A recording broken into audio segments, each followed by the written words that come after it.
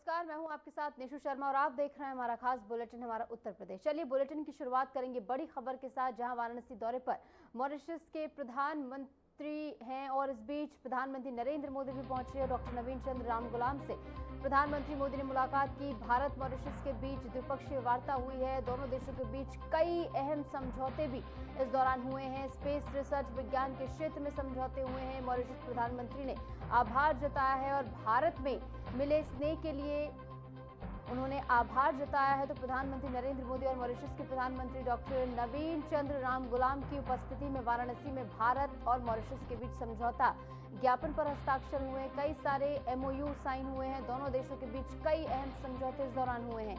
इस मौके पर मॉरिशस के प्रधानमंत्री डॉक्टर नवीन चंद्र रामगुलाम ने कहा कि मैं प्रधानमंत्री नरेंद्र मोदी और आपकी सरकार को हमारे आगमन के बाद से हमारे और मेरे प्रतिनिधिमंडल के प्रति दिखाए गए उदार शिष्टाचार के लिए धन्यवाद देता हूं। वाराणसी पहुंचते ही मुझे और मेरी पत्नी को जो स्वागत मिला उससे हम दोनों ही आश्चर्यचकित हैं। मेरा मानना है कि किसी भी अन्य प्रधानमंत्री को ऐसा स्वागत कभी नहीं मिला होगा। मुझे खुशी है कि ये आपके निर्वाचन क्षेत्र में है। मैं समझ सकता हूं कि आप इतनी बड़ी संख्या में क्यों चुने जाते हैं। ये भारत की मेरी चौथी आधिकारिक यात्रा है और ऐतिहासिक यात्रा उनकी ओर से इसे बताया गया है और ऐसे में प्रधानमंत्री नरेंद्र मोदी का भी धन्यवाद उन्होंने दिया।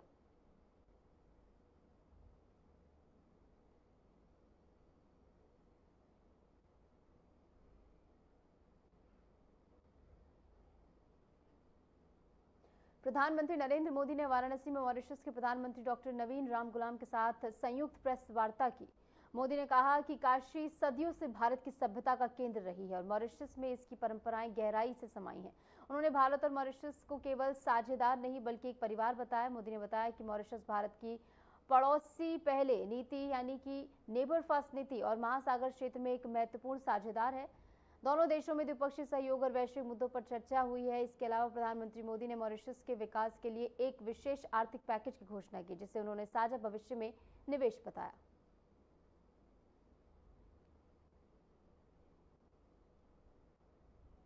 हार्दिक बधाई देता हूं। ये मॉरिशस की संप्रभुता की एक ऐतिहासिक जीत है। भारत ने हमेशा डीकोलोनाइजेशन और मॉरिशस की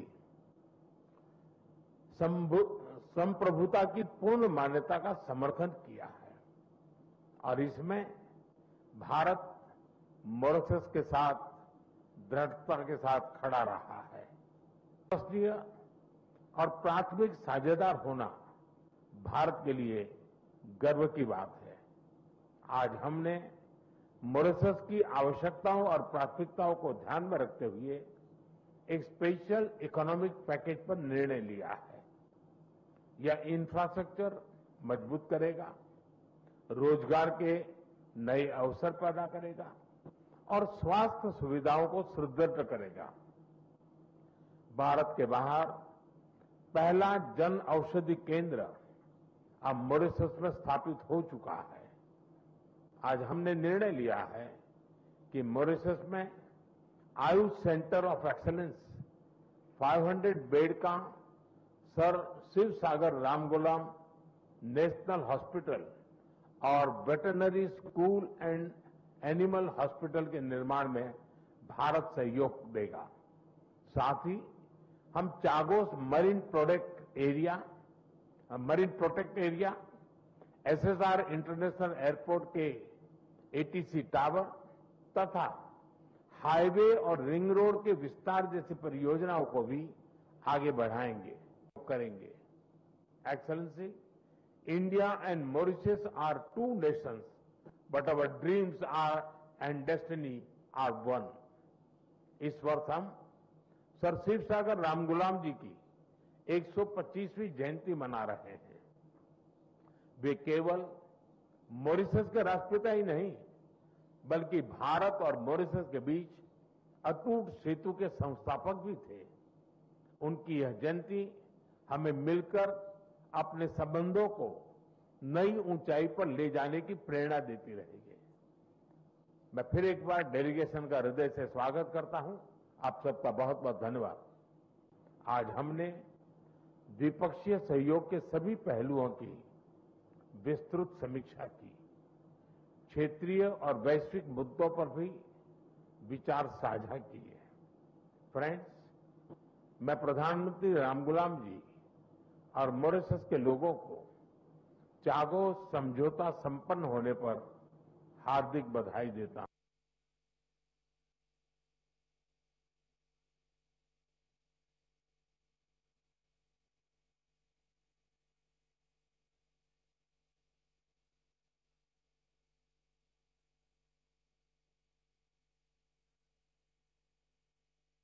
पीएम के बीच मुलाकात हुई, जहां पर कई सारे सामुदायिक मुद्दों पर यहां पर बातचीत हुई।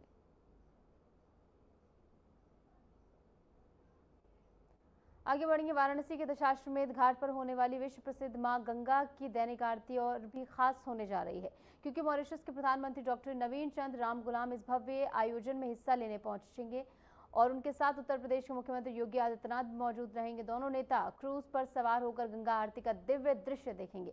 आयोजन स्थल को विशेष रूप से सजाया और संवारा गया है। आपको बता दें, देश दुनिया से आए अतिथियों को भारत की आध्यात्मिक परंपरा और सांस्कृतिक गरिमा का अद्भुत अनुभव इसके जरिए हो पाएगा। ये कार्यक्रम भारत और मॉरिशस के सांस्कृतिक संबंधों की मजबूती का प्रतीक बन गया है, जो वाराणसी की आध्यात्मिकता को वैश्विक मंच पर और अधिक मजबूती से प्रस्तुत कर रहा है।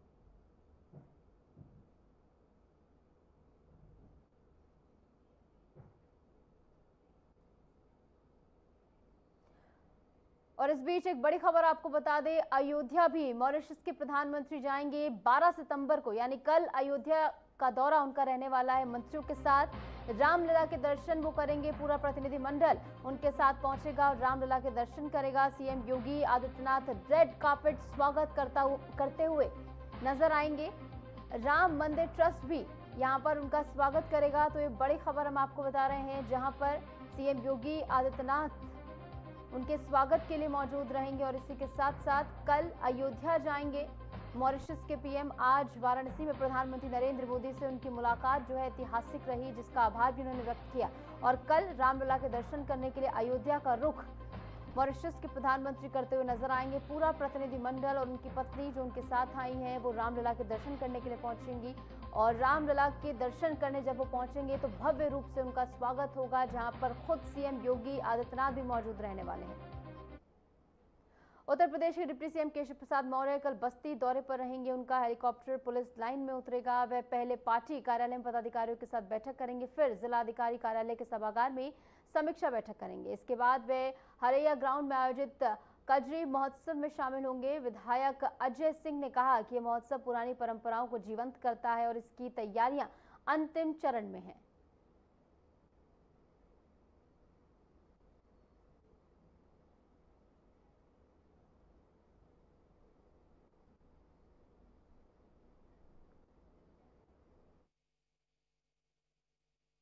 देखिए, मैं पिछले कई सालों से हमारी संस्कृति, हमारी विरासत का अभियान मैं चला रहा हूँ। हमारे जो पुरानी संस्कृति है, हम विकास के चक्कर में नीचे अपनी संस्कृति को भूलते जा रहे हैं और छोड़ते जा रहे हैं। उसी अभियान को लेकर के एक कजरी महोत्सव है कल 12 तारीख को। ये पहले आल्हा का कार्यक्रम है, कजरी का कार्यक्रम है, शोहर का कार्यक्रम है और अन्य जो हमारे लोकगीत, लोक संगीत जो गांव में पहले चलता था, आज वो गांव में धीरे धीरे क्षीण होता चला जा रहा है। आप देख रहे होंगे किसी गांव में झूला नहीं पड़ा होगा। जो हमारी कजरी थी, जो पेंग मार करके और हेंगा पर और हमारी बहन, हमारी बेटियां झूलती थीं, पूरे गांव गुलजार रहता था। पूरे गांव में एक अच्छा माहौल रहता था और आपस में मिलने जुलने का भी आपस में हम लोगों का एक वो रहता था। आज हम लोग इस अपनी परंपरा को छोड़ नहीं दिया, बल्कि हमने विकास और विरासत दोनों साथ लेने का अभियान है।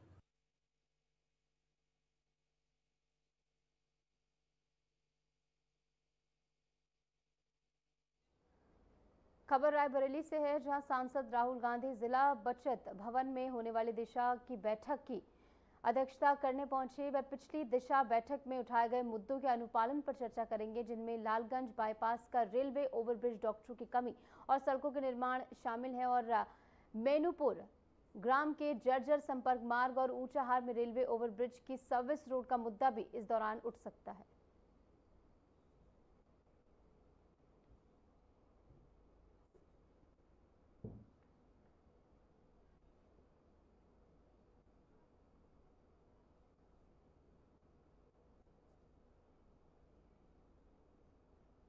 खबर रायबरेली से है, जहां जिला विकास समन्वय और अनुश्रवण कार्य समिति की बैठक में हंगामा हुआ। पूर्व कैबिनेट मंत्री और ऊंचाहार विधायक ने प्रधानमंत्री मोदी की मां को गाली दिए जाने के मामले में सांसद राहुल गांधी से माफी मांगने की मांग करते हुए इसकी निंदा की है। निंदा प्रस्ताव भी रखा गया है। राहुल गांधी के इनकार पर उन्होंने विरोध जताया है और बैठक का बहिष्कार कर दिया।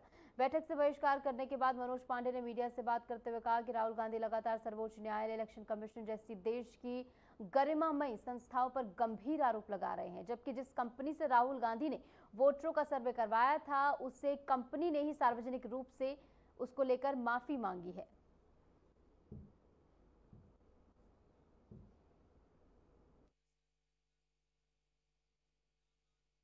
देखिए, बैठक का हमें मजबूरी में बहिष्कार करना पड़ा।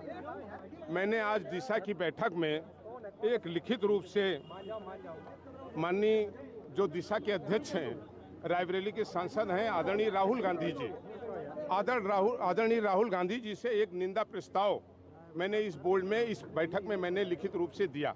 जिलाधिकारी महोदय को भी दिया और आदरणीय राहुल गांधी जी को भी दिया कि बिहार की एक घटना में जिस तरीके से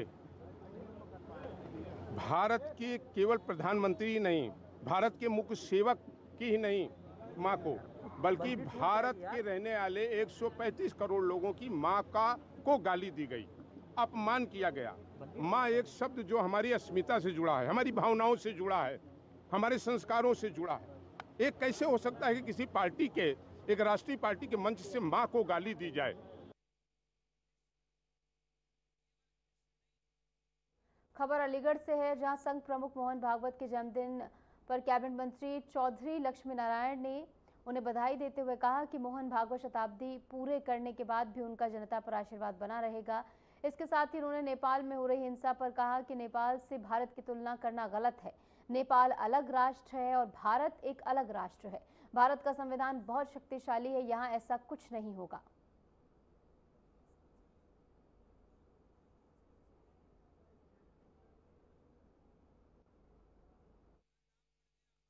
भागवत जी ही, मेरी तो ईश्वर से प्रार्थना है कि भागवत जी और मोदी जी ही शताब्दी पार करके भी हम लोगों को आशीर्वाद देते रहें। ये तो कोई बात ही नहीं है। आप नहीं देंगे बधाई? जिसका जन्मदिन होगा सबको बधाई देनी ही चाहिए। भागवत जी का आशीर्वाद मिल जाए, इससे बड़ी और क्या बात है। नेपाल के जो हालात है, नेपाल के हालात आप देख रहे हैं, कुछ विपक्षी जो है या सपना देखने लगे सत्ता बढ़ने। देखिए, नेपाल और भारत कभी एक नहीं हो सकता। भारत अलग है, नेपाल अलग है। भारत का संविधान बड़ा शक्तिशाली है और इस तरह की कल्पना करना भी भारत के नागरिक के लिए, मैं समझता हूं कि वो भारत का सच्चा नागरिक ही नहीं है। इस तरह की कल्पना भी नहीं की जा सकती। उदित राज ने कहा है जब नेपाल में ऐसा हो सकता है तो भारत। अब उदित राज जी जन क्या बोल रहे हैं, मैं उनकी बात क्या कह सकता हूँ। ये तो उन्हीं को पूछिए कि उन्होंने क्या कहा है और क्यों कहा है। नेपाल में चल रहे प्रदर्शनों का असर अब भारत नेपाल सीमा पर भी दिखाई देने लगा है। प्रशासन ने बॉर्डर पर सख्त निगरानी के बीच वाहनों की गहन जांच शुरू कर दी है। डीएम दुर्गा शक्ति नागपाल ने बताया कि अब तक 1100 भारतीय नागरिकों को सुरक्षित नेपाल से भारत लाया गया है। वहीं एसपी संगल शर्मा ने कहा कि सीमा पर पुख्ता सुरक्षा के इंतजाम किए गए हैं और हालात पर लगातार नजर रखी जा रही है।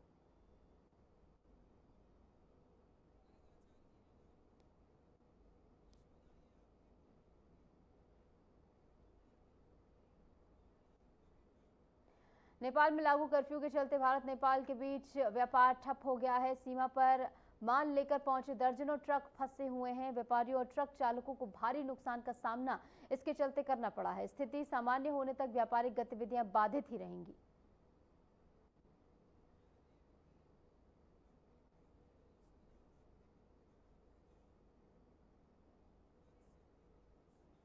नेपाल में जारी आंदोलन और हिंसक प्रदर्शन के चलते बदायूं के कई श्रद्धालु काठमांडू में फंस गए हैं। 7 सितंबर को इस्लाम नगर और बिसौली क्षेत्र से 23 श्रद्धालुओं का जत्था भगवान पशुपतिनाथ और मुक्तिनाथ के दर्शन के लिए नेपाल रवाना हुआ था। 8 सितंबर को दर्शन के दौरान उन्हें नेपाल में भड़के आंदोलन और आगजनी की जानकारी मिली, जिससे वे घबरा गए।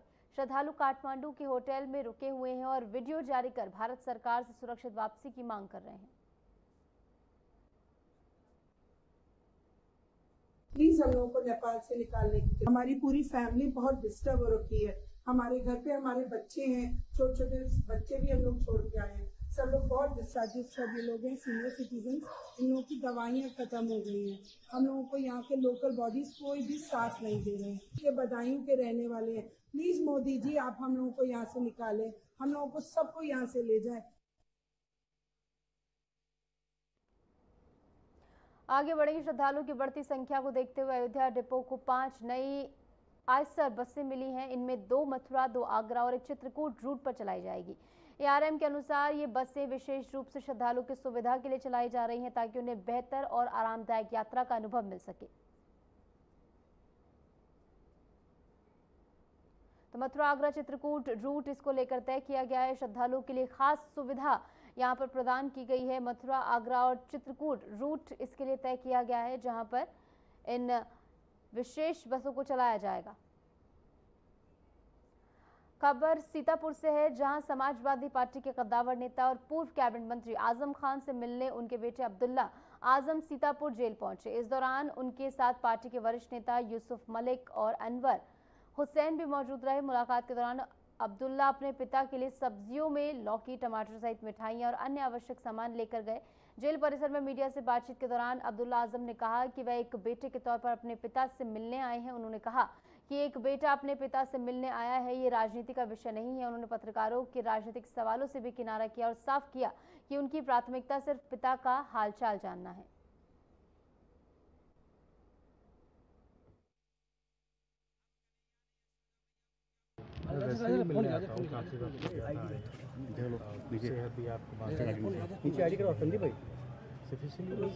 कर लो तो मिलने आया हूँ, अपने वालिद से बेटा मिलने आया है। इसमें जमानत होगी, उस पर कुछ बोली को बता दें। नहीं, अदालत का बहुत शुक्रिया अदा करूँगा कि उन्होंने चीज़ों को देखा और उस पर न्याय दिया। आजम खां और परिवार के बीच में महज एक मुकदमा बाकी हुआ है, क्या उम्मीद है कि कितनी जल्दी वो? नहीं, हम तो न्यायालय पे भरोसा है और उम्मीद है उसका ऑर्डर रिजर्व है, जल्दी ऑर्डर आएगा।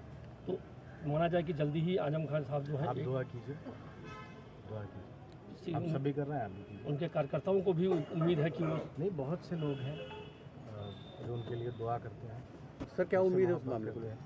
उस मामले को लेकर क्या उम्मीद है, कब तक जमानत? उम्मीद के बारे में कहना सही नहीं है क्योंकि मामला कौन सा मामला अब रह गया? एक ही है मुकदमा, जिसमें छोड़िए मुकदमों की तफसील यहाँ डिस्कस करना ठीक। क्या सर मानते हैं आप हैं कि सरकार बदलने के बाद आजम खान ये सब चीज़ें? वाराणसी में बड़ागांव पुलिस और बदमाशों के बीच मुठभेड़ में 3 अपराधी गिरफ्तार किए गए। संदिग्ध कार को रोकने पर 2 बदमाश पुलिस पर फायरिंग करते हुए भागे। जवाबी कार्रवाई में दोनों के पैरों में गोली लगी जबकि तीसरा मौके पर पकड़ा गया। घायलों की पहचान मोहम्मद गुफरान, दीपक सिंह और तौकीर के रूप में हुई है जो प्रतापगढ़ के रहने वाले हैं। ये ट्रकों से लूट की वारदातों में शामिल रहे हैं। पुलिस ने उनके कब्जे से कार, तमंचा और लूटा गया मोबाइल बरामद किया है।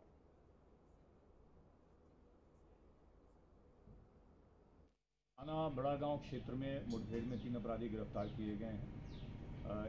इनमें से 2 के पैर में गोली लगी है एवं एक को बल प्रयोग करके गिरफ्तार किया गया है। जिन 2 अपराधियों के पैर में गोली लगी है उनके नाम मोहम्मद गुफरान और दीपक सिंह हैं। पूछताछ में इनके द्वारा बताया गया है कि इनके द्वारा हाईवे पर जो ट्रक आदि चलते हैं या खड़े रहते हैं उनको उनके ड्राइवर्स के साथ में ये लूटपाट करते हैं। अभी कुछ दिनों पहले ही इनके द्वारा रिंग रोड पे जनसा थाना क्षेत्र के अंतर्गत एक ड्राइवर के साथ इसी प्रकार से लूटपाट की गई थी। बरामदगी में इनके पास उक्त घटना में लूटा गया एक मोबाइल फ़ोन भी बरामद हुआ है। ये तीनों अपराधी प्रतापगढ़ के रहने वाले हैं और जो मोहम्मद गुफरान है जिसके पैर में गोली लगी है इस पर अलग अलग जिलों में तकरीबन 20 मुकदमे पंजीकृत हैं जो कि लूट, हत्या का प्रयास, गैंगस्टर अधिनियम आदि धाराओं से संबंधित हैं।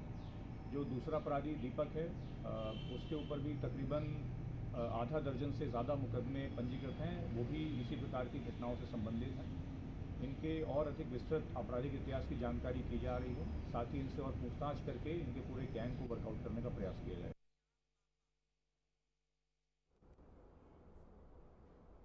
गाजीपुर में पुलिस बर्बरता का सनसनीखेज मामला सामने आया। 9 सितंबर को नौनहरा थाने में धरना दे रही बीजेपी कार्यकर्ताओं पर पुलिस ने कथित रूप से लाइट बंद कर बेरहमी से लाठीचार्ज किया था। इस घटना में गंभीर रूप से घायल बीजेपी कार्यकर्ता सियाराम उपाध्याय की इलाज के दौरान मौत हो गई। लाठीचार्ज का वीडियो सोशल मीडिया पर वायरल है, जिससे पुलिस की कार्रवाई पर सवाल खड़े हो रहे हैं। परिजनों और कार्यकर्ताओं ने दोषी पुलिसकर्मियों पर सख्त कार्रवाई की मांग की है।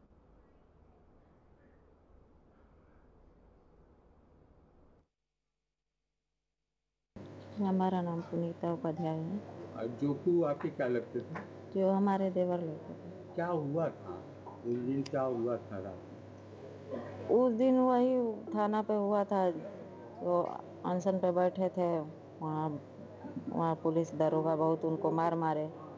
उसके बाद मार के अब कोई ये नहीं हम लोग देखे कौन ले आकर घर तक उनको छोड़ गया।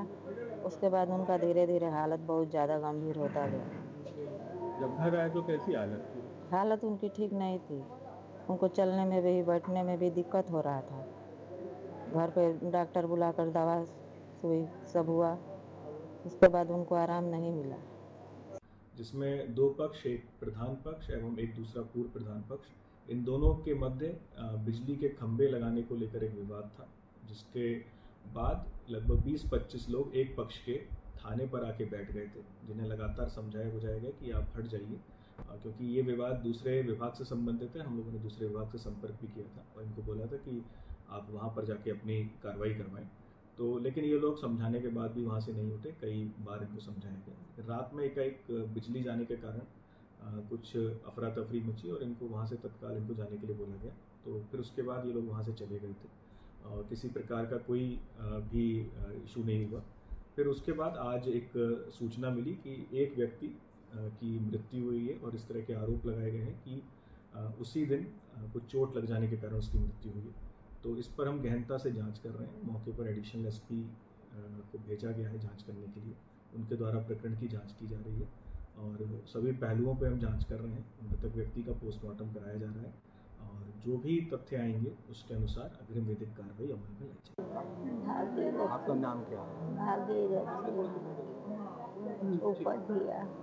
क्या हुआ जब ये घर आए? कैसे आए? क्या हालत थी?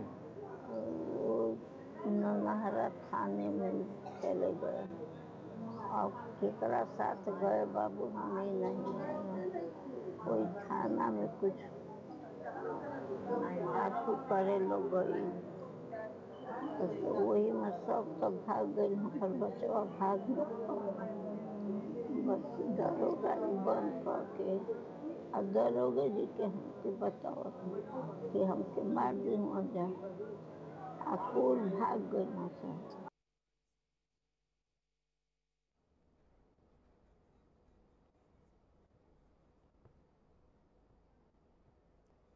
और फिलहाल के लिए हमारे इस खास बुलेटिन में इतना ही। नमस्कार।